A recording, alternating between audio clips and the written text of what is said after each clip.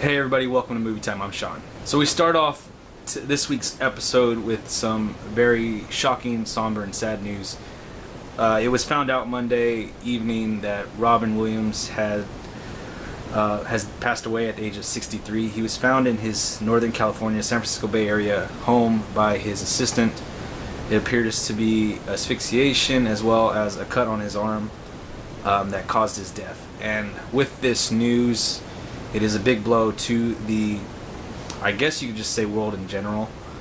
I was at the gym when this happened, when my friend told me, and I literally had a gut-wrenching feeling. Like I felt like I want to throw up. And I've never actually felt like this before with a celebrity. You know, I know that some people feel this way when this happens with some celebrities, and it's never happened to me before. And finally, it hit me, you know, and the world in general, we lost a human being that was dealing with demons, that he felt that this was the best way out. Now, I don't want to be one to, you know, try to pass judgment on anything, and I don't want to even talk so much about that other than just saying that if you do have these weights on your shoulders, these feelings of nowhere to go, please talk to somebody. There are hotlines out there, and there are people that care about every single one of you. And it's okay to talk to them. It doesn't make you any less of a person. It makes you aware of your surroundings, and you know, taking that first step is always the hardest. So please go out there and do that. Please reach out to somebody. With the loss of Robin Williams, we lose one of the world's most forefront comedic minds. He was a comedic genius. No matter what he did, it was funny. You know, he was so quick. He didn't have to prepare. He would go on Johnny Carson, Jay Leno, Tonight Show, and just cause a riot. He was so funny, and he was all over the place, but he somehow tied it all together.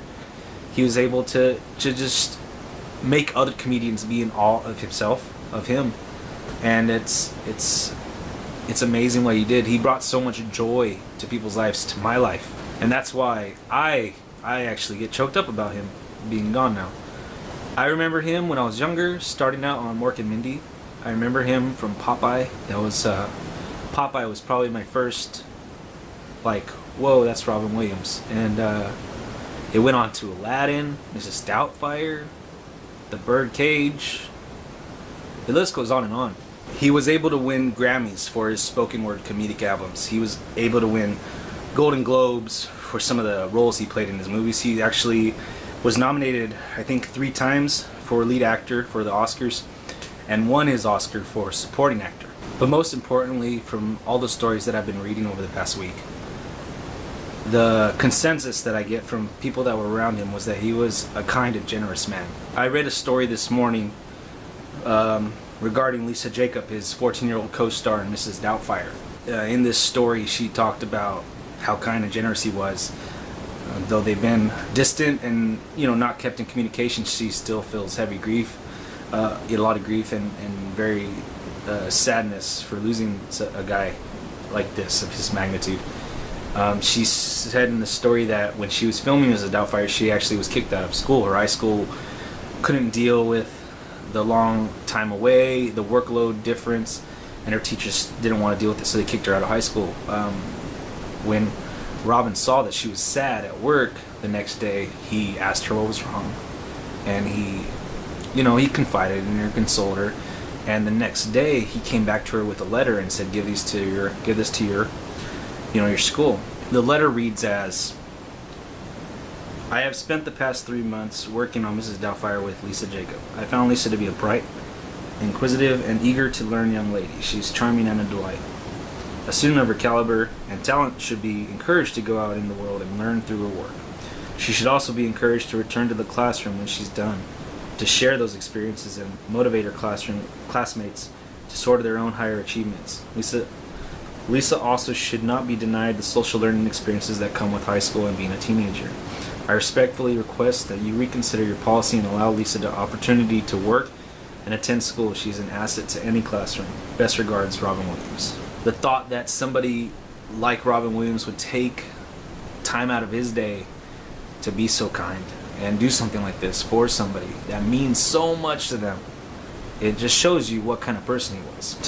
To close on the whole Robin Williams and talking about what he meant to me, as well as a lot of other people. You know, I can quote off 1,000 lines from different movies. I don't know what would be the best one to say. There's always been one that stood out to me, and it was from Aladdin, and it might not be the heaviest hitting one, but it was a 3-word little line that he says that I always repeat, and it was he's talking to Aladdin, telling him to go talk to the princess, and he tells him, just be yourself. We all have issues. We are all dealing with something. Everybody is. I'm dealing with my own stuff in my personal life right now, and this kind of even hits even harder for me right now. But that statement, you know, just be yourself. People love you. People want to help you. Please reach out to somebody if you have feelings that you feel like you have nowhere else to go. Believe me, you have somewhere to go. So please reach out to somebody, and let us help you. Let them help you. We will all miss Robin Williams. Not to get lost in the shuffle with this, I do want to touch on just a few news topics this week. First off, also another death in the acting world this week was Lauren Bacall. She died at the age of 89. She's a famous actor and most known for acting alongside her husband, Humphrey Bogart. So this is also another loss. She did leave a long, fulfilling life, and we will miss her as well. She led the way of starting to be able to choose what projects she wants to work on, being a stand-up actor, and being able to just be a presence in this world of movies that we all love. So she will be sorely missed as well. And a bit of good news coming from the Force for Change campaign that J.J. Abrams and Star Wars and Disney and all of them were putting on. They were able to raise $4.26 million.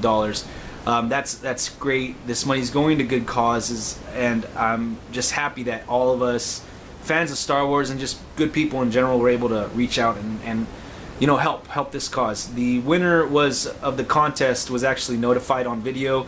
There was a live chat, and during the video, I guess they asked him, what's your favorite Star Wars moment? And when they surprised him while the chat was happening, he goes, "This is my favorite Star Wars moment." And so good news, you know. And so on that note, I just want to talk about a few things.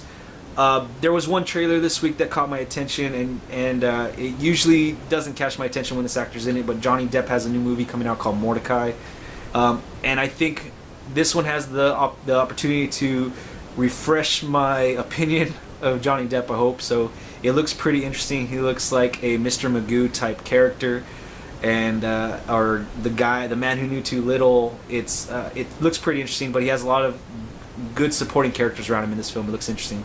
In theaters this week, you have 2 movies that really caught my attention. One actually opened on Wednesday, Let's Be Cops. I'm really excited about this one. I'm debating on whether going to see this one tonight or the other movie that's out this week called Expendables 3, which I have issues with this film just because of the rating. It is rated PG-13 instead of R, and so there are my issues with that, but I want to go see both of these films. I definitely think that if you're going to go see a movie this week, I would see those 2 films. If not those 2 films, go see Guardians of the Galaxy for a 3rd or 4th time. And yeah, that's what's in theaters this week. So to come full circle and do my movie of the week, I couldn't watch just one movie this week. Because of Robin Williams, I decided to watch as many movies as I could, whether it was on Netflix or Redbox or in my DVD library. And so I just want to recommend you guys watching some of the movies that he's widely known for. Dead Poets Society, Good Will Hunting, Jumanji, World's Greatest Dad. That's a really good one that not a lot of people know about. Man of the Year, The Fisher King, Toys, Patch Adams, Jack. One of my favorites of all time, Hook. Just go out and watch all these movies. Enjoy what he had to offer us and what he showed us and all the joy that he brought to our lives, and celebrate that. You know, with his loss, we do tend to remember the greatness that they brought into our lives and the joy they brought into our lives, and I think that right now is as good as any to celebrate that and watch some of these movies and have a good time, have a laugh with the family. Maybe show some youngsters some of his comedy that, you know, that's suitable for him, because definitely when I first saw his first comedy show, it was actually the Live on Broadway act, and It's hilarious, but not suitable for children. So, great comedy, great actor, really touched a lot of lives, and we will miss him, but enjoy his works and use it as a reminder to be a kind and generous person to everybody. You guys, I will put links down to some of the numbers you can call if you do need help, if you are looking for somebody or you do feel like there's nowhere else to go and you're at the end of your rope. Please call somebody. I'll put links to that down below as well. So that's it for Movie Time, you guys, this week. Click the like, share, subscribe buttons. I'll appreciate that.